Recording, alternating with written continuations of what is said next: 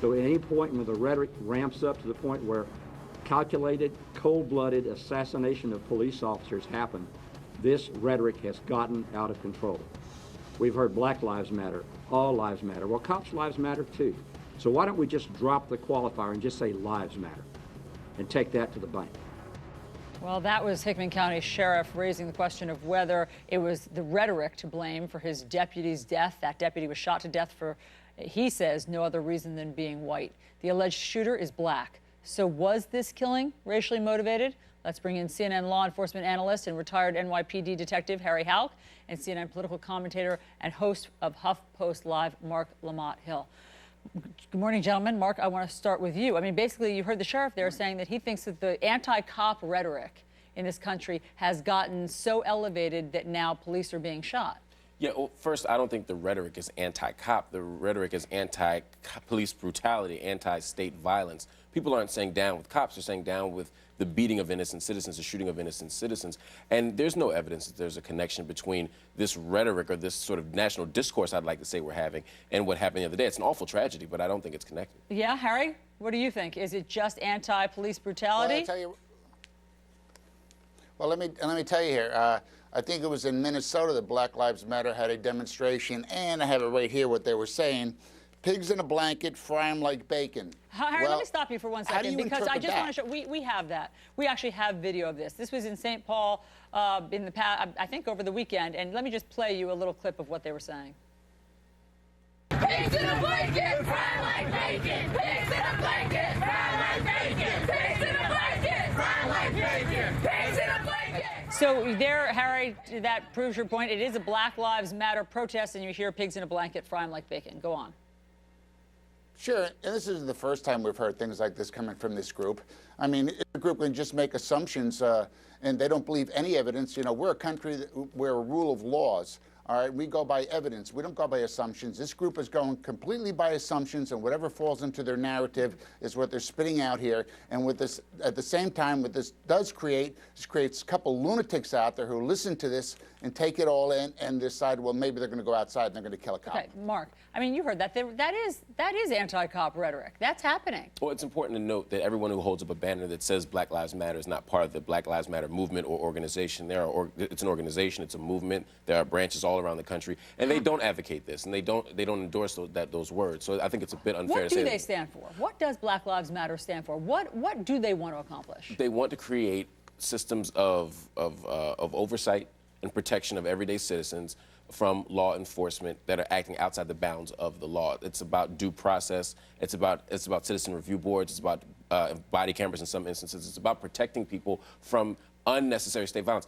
Harry's right. We are a nation of laws. The whole point of Black Lives Matter movements is to say, let's have due process for people. Let's not have police execute people on the street, which is extrajudicial. We want something different. That's the argument. But Mark, are you saying that those people who were saying pigs in a blanket, fry them like bacon, that they were not connected to the Black Lives Matter? That's exactly what I would say. In the same way that you may go to a Tea Party rally, or I've been to Tea Party rallies where I heard people say vile and racist things. I don't think that they were representative of the Tea Party movement, nor were they representative of Tea Party leadership. We still want them to critique those people and say, hey, they're not us.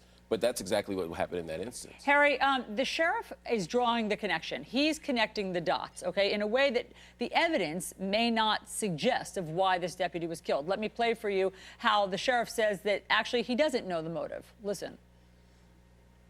We have not been able to extract any details regarding a motive at this point.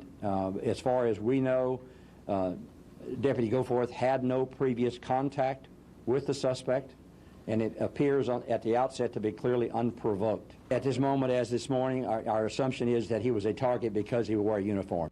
So, Harry, is it dangerous to already say that somehow this is connected to Black Lives Matter? Well, you know, I don't know if it's specifically connected to Black Lives Matter, but it might be connected to the rhetoric that's going on out there. It's not just Black Lives Matter. I mean, you've got politicians that are saying things like this. You've got, you know, other leaders out there or alleged leaders out there are saying anti-police rhetoric. Like you know, what? we've had some incidences, yeah, where the police officers are bad. All right, but the fact, well, you know, well, look at the Congressional Black Congress. some of the statements that they've made regarding race and police officers. What does the Trayvon Congressional Black Martin Caucus cases say and that would things be like suggestive that it's All right? appropriate to kill a police officer, Harry? Harry, I'm asking a question. No, it's not exact. That is not what I said, Mark. That is not what I said. I'm saying, so what don't turn they said to my contribute words to the around. rhetoric All right, that would allow there's rhetoric out there that is anti-police rhetoric. All Right, I'm where asking they're what? making Harry, I'm only assumptions asking that the what? police Harry. are automatically guilty. All right, automatically guilty. Every time a white police officer shoots a But Harry, black man. I guess my you go to concern. the Black Lives Matters. All right, well, just listen. You go to the Black Lives Can I Matter just jump in for 1 second, Harry? website, and you'll see right there that they are demanding the indictment and arrest of the officers involved in the Ferguson killing, all right, when in all fact that officer was exonerated of everything. Okay. And that's what happens Okay, here. Harry. You I have mean, officers Mark, exonerated Yeah, all so the I time. guess He makes a good point. There is a rush to judgment, and there is. When? Ferguson was one. Well, no, Did he just explain? They didn't. No, it wasn't a rush to judgment. The Congressional Black Caucus didn't rush Come to on. judge Darren Wilson. What they rushed for was an investigation Yes, first. they did. And then they rushed. They said they wanted a grand jury investigation, and they said that ultimately they wanted to see a trial to find out his innocence or guilt. No one in the Congressional Black Caucus said he's guilty. Surely people in America said he's guilty. People say that about O.J. Simpson. They said it about George Zimmerman. Excuse me. They said it about lots of people. But the Congressional Black Caucus didn't say that. And more importantly, having a critique of police officers is not the same thing as being anti-police. And that's the problem. Whenever someone says, hey, law enforcement may have acted inappropriately here, or we have a corrupt system, or we have a broken system around policing, when people say that, suddenly people say, oh, you're anti-police. And then police officers strategically use incidents like this, tragedies like this, and they exploit it for the purpose of advancing their narrative. Mark, Again, this is a problem. But Mark, do you think that police officers feel under siege Are you right kidding now? me, Mark? I do think police feel under siege, and I think part of why police officers feel under siege is because they've operated with impunity for so long. And so now having any kind of oversight, having any kind of intervention by Based the on broader what public facts, makes them feel like impunity? they're under siege because What- they used to what operate with facts do you absolutely have? no Okay. oversight or protection. Go ahead. What facts do you have? What facts do you have that police officers have acted with impunity? All right, when police officers can have give you done some. something wrong, they've been indicted and put in jail. Right, Okay, but yeah, well, that's give me some. But that's circular logic. You're saying What fact? You're saying that because they weren't What indicted. facts? I'm No, trying to answer you, Harry. Everything you talk Harry, about I'm is trying based to on answer. assumptions, Mark. Okay, hold on, If- Harry. Let him give an illustration. Go ahead, give an illustration. We can, well, first of all, the logic you're saying is circular. You're saying that whenever police do something wrong, they're indicted and convicted, and the fact that they weren't indicted, convicted is evidence that they didn't do anything wrong. My point is that there are instances where they did do something wrong and they weren't investigated, indicted, or convicted. And the reason why I say that is if you look at the data, for example, if you look in Los Angeles, over a 10 or 15-year window, like 94% of review complaints, even ones that had witnesses, even ones that had physical evidence against police officers, they were dismissed out of hand. Okay, let Harry respond to that. So that's his Means illustration, nothing. that the investigations are not Right. as often done. Well, I want to see the evidence that they weren't done. I Okay, mean, how about this this? is In the this last is 3 just years- in the typical last year rhetoric, alone, all right? every These are officer who's numbers. been indicted These for are numbers that brutality. you come out. It's just like the same thing as saying there's too many black people in jail, so therefore most of them are innocent. No one ever said that, though. You're just making things up. Harry, Harry. You can come out with numbers. But I didn't say Mark, that. when you and I talk all the. And I've never said Mark, that. when you and I debate all the time, you're saying there's an inordinate amount of black people in jail. All right, the numbers don't correspond to where they should be. Correct? No, that's not what I'm That's saying. what you say all the time. No, that's not what I'm saying. Based on what? Based that's- on what? Hold on, Harry. Mark, respond to that. We're getting into another argument because this is such a heated topic. Go. It's your last. My argument is not that because the numbers are too high or too low that everybody's innocent. That's a straw man argument, and it's an absurd one. My point is that there's evidence They're that not proportional. That's what you say.